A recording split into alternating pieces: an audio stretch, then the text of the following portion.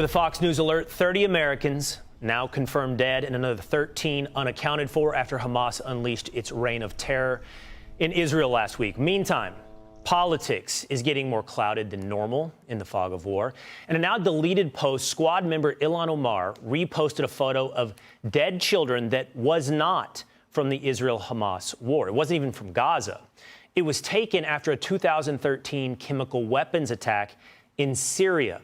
She posted that just days after her fellow squad member AOC warned about spreading misinformation.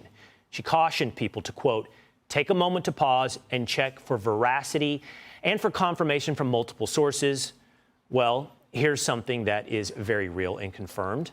A bipartisan delegation of senators had to rush to a shelter when Hamas rocket fire broke out earlier in Tel Aviv. That would have been earlier today. Let's take this step by step, if we could, for a moment. Aisha, AOC is not wrong in the proliferation of misinformation out there on every form of media.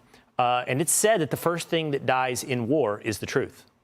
Congress is a very interesting place full of a ton of people that have very unique personalities. Let me just start off with that. And we often hear all sorts of things from different factions, the progressives for sure. What I will say is no tweet or post on X, whatever you want to call it, is going to do anything for the Palestinian people if that is what you really care about. Getting them humanitarian aid, getting them out of Gaza is what's going to help the Palestinian people.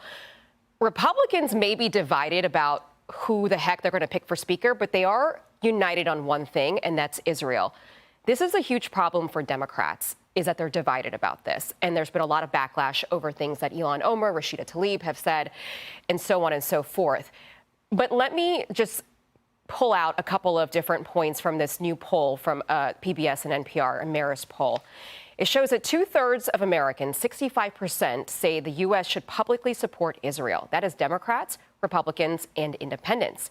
8 out of 10 Americans are afraid this war is going to lead to a broader war. And more than half of Americans do not support President Biden's handling of the war between Israel and Hamas. These are the things that Democrats should be paying attention to, not somebody's random tweet. Sarah, they're divided because their constituency is divided. And like everything else we've learned, when they call someone a racist, they're usually exhibiting racist behavior. If they cloak themselves in the mantle of science, they're usually promoting something anti-scientific. And here they warn us about misinformation, rightfully, and promote it within their own squad, promote misinformation. Right. And I want to go back to what you said right at the opening. That was Fox, and they're talking about AOC, and 3 things came up while they talk. They talk about AOC and Ilhan Omar. They are pro-Hamas, which is very unusual, especially for Americans. We'll talk more about that. Then they talk about social media misinformation. We need to talk about that because not everything on social media about Hamas and the Palestinian is misinformation, but some people have been doing some misinformation. And they talk about 3 things. There's still no Speaker of the House. So I love this Fox segment because now we have 3 things to talk about. There's still no Speaker of the House. Once Kevin McCarthy was down, so Jim Jordan is in line, but we still have none. So what are we going to do? That and more. Social media. Before we talk about social media, I'm Tisha Powell. Go ahead and hit the free like and the free subscribe button, because we are at 38,000 subscribers and counting. We are trying to hit 100,000 before January because we want to go ahead and do some free cash and prizes. But we can only do that with subscribers. Subscribing is free. We also want you to go ahead and let us know what topics you want to cover, or would you like to come on for a minute or 2?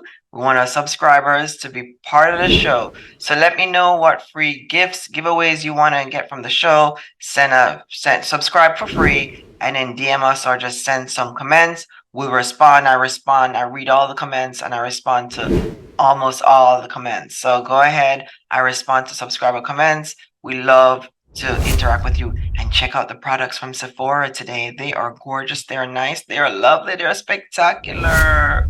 Social media sometimes is good, sometimes it's bad. That's just life. So AOC and Omar, they're not telling us anything that's new. We already understand that there's disinformation on social media, especially about what's going on with Hamas and the Palestine. No, you do not need to delete Instagram. You don't need to delete Facebook. You don't need to delete X. What you need to do is spit out what's not real. So if the article don't seem to be real to you, probably isn't, don't share it and don't read it anymore. Look to read stuff that are credible and be patient, because social media, even though it's new, is here to stay and it's going to help our lives. It's not going to make our lives any worse. How does social media help our lives? 3 ways social media have been helping our lives. We save money because of social media. We're getting information a lot faster because of social media. So we're getting educated or entertained, one of them or both. And number 3, we're making money because of social media. If you are into social media marketing, you're making a ton of money from marketing yourself, your brand, or marketing somebody else's brand. So those are the 3 ways. Use social media. I'll never ever come off social media. My kids are on social media. Why do I have my kids on social media? They're on YouTube because they're getting information that's educating them and entertaining them. Of course, we cut the time down when we're on the internet, but we do use it because it is vital and it's information, and that's where 2 billion people are. What are some of the top social media platforms in the world? YouTube, Facebook, TikTok, Instagram, and X used to be Twitter. So what's the best social media webpage? It is probably YouTube. And everybody knows that because, first of all, YouTube are videos. So YouTube are known for videos. Number 2, YouTube is also literally, they just have more products. So they're able to screen, and you notice that they call out all misinformation and nothing was called out on YouTube. Every time this disinformation about Hamas and Israel coming on, it's always X, which used to be Twitter, Instagram, and Facebook. Those are the ones that have been calling out, or even TikTok. But YouTube is not being called out because YouTube actually is high and superior. YouTube is doing what's right for the country and not what's wrong. And they're getting disinformation and they're taking it down.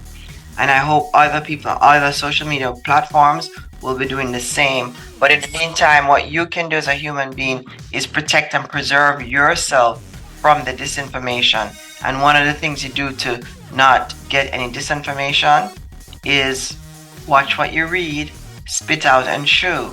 So it's like when you're kids, it's just like buying food, it's just like going to work. Educate yourself, knowledge is power. Go ahead and check out the Tag products today by Sephora. They're lovely, they're gorgeous, they're unique. And now you can shop and watch the same show at the same time.